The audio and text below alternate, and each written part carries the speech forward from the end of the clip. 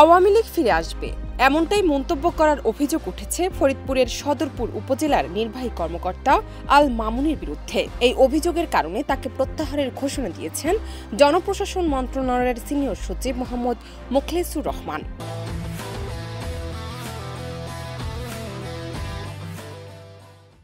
এদিকে তাকে স্বপদে বহাল রাখার দাবিতে মানববন্ধন কর্মসূচি পালন করেছে সদরপুর উপজেলা বিএনপি ও সহযোগী সংগঠনের নেতাকর্মীরা। 12 ডিসেম্বর সকাল 10টায় জেলা প্রশাসকের কার্যালয়ের সামনে মানববন্ধন কর্মসূচি অনুষ্ঠিত হয়। মানববন্ধনে বিএনপির বক্তারা সদরপুর উপজেলা নির্বাহী কর্মকর্তা আল মামুনকে স্বপদে বহাল রাখার দাবি জানান।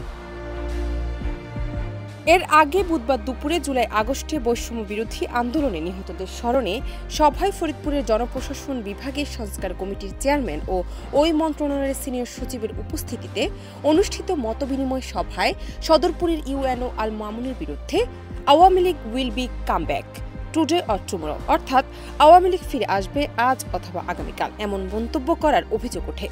এই অভিযোগে ইউএনও আল মামুনকে মৌখিকভাবে প্রত্যাহারের নির্দেশ দেন জনপ্রশাসন মন্ত্রণালয়ের জ্যেষ্ঠ সচিব মোহাম্মদ মোখলেসুর রহমান।